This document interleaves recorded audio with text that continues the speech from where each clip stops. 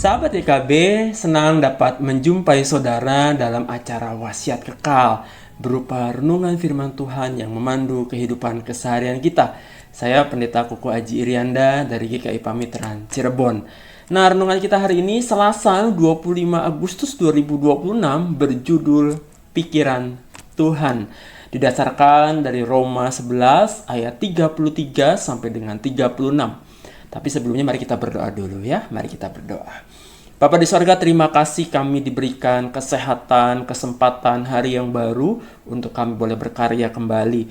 Kami mohon berkat dan penyertaan dari Tuhan, terlebih ketika kami ingin membaca dan merenungkan firman Tuhan yang menjadi pelita bagi keseharian kehidupan kami. Ingatkan kami Tuhan untuk selalu punya waktu merenungkan sabda-Mu dalam keseharian kehidupan kami, supaya pikiran kami selaras dengan pikirannya Tuhan.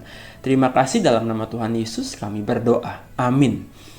Sahabat YKB, pengalaman yang panjang dan proses belajar yang lama tidak selalu menghasilkan kebijaksanaan.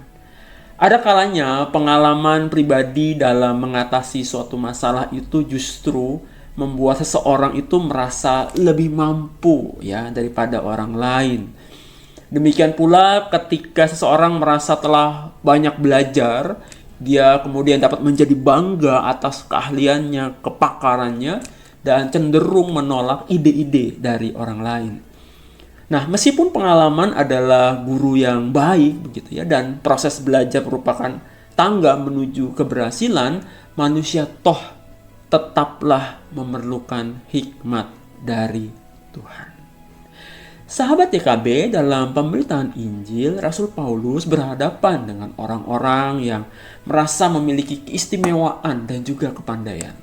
Contoh, orang Yahudi merasa diri istimewa sebagai umat pilihan Allah, sehingga mereka kemudian menolak Tuhan Yesus sebagai Mesias.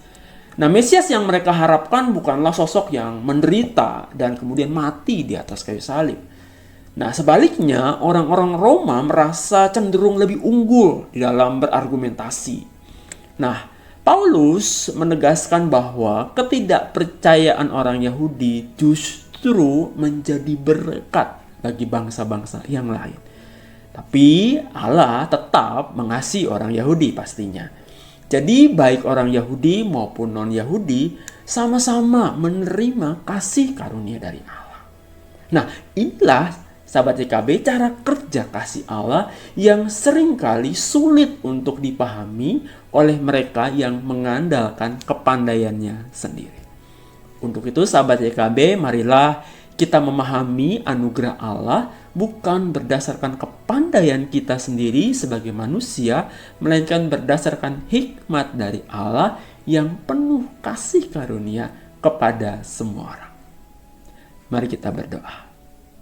Ya Tuhan, Allah Bapa yang baik, terima kasih untuk sabda-Mu yang boleh mengingatkan kami bahwa karya keselamatan-Mu itu berlaku bagi semua orang, tanpa terkecuali. Oleh sebab itu, bagi kami yang sudah menikmati cinta dan kasih karunia itu, ajarkan dan ingatkan kepada kami untuk tugas dan tanggung jawab kami menyebarkan kabar baik itu, Injil sukacita itu kepada semua orang. Terima kasih untuk sabda-Mu. Biarlah kami dimanapun Engkau tempatkan, kami boleh menjadi berkat bagi banyak orang, sehingga orang melihat Kristus di dalam kami. Dalam nama Tuhan Yesus kami berdoa. Amin. Sahabat YKB, demikianlah renungan kita pada hari ini. Jangan lupa subscribe, like, dan bagikan kepada yang lain. Tuhan Yesus memberkati kita semua. Amin.